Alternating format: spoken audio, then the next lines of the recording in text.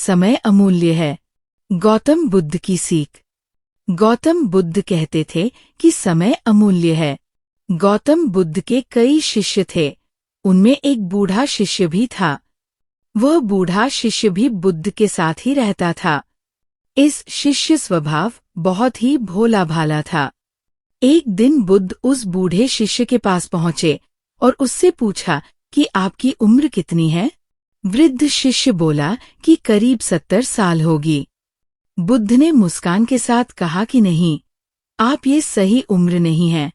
ये सुनकर बूढ़ा व्यक्ति थोड़ा असहज हो गया, क्योंकि वह जानता था कि बुद्ध बिना वजह कुछ भी नहीं कहते हैं।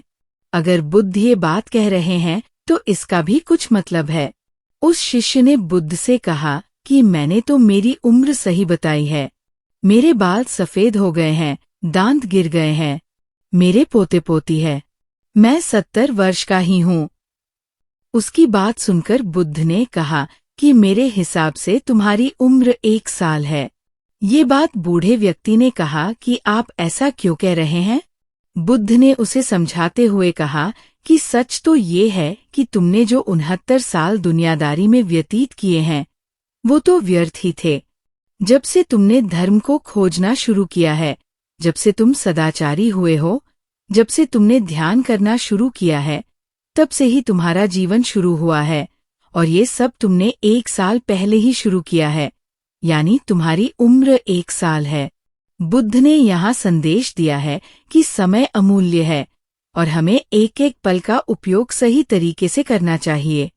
आमतौर पर लोग अधिकतर समय व्यर्थ कामों में खर्च कर देते हैं, जबकि हमें ऐसे काम करना चाहिए जिनका कोई अर्थ हो। हमें रोज सोचना चाहिए कि हमने आज कौन कौन से अच्छे काम किए हैं, हम कितनी देर ध्यान कर रहे हैं, शांति पाने के लिए क्या कर रहे हैं। इन बातों का ध्यान रखकर काम करेंगे तो जीवन में सुख शांति बनी रहेगी।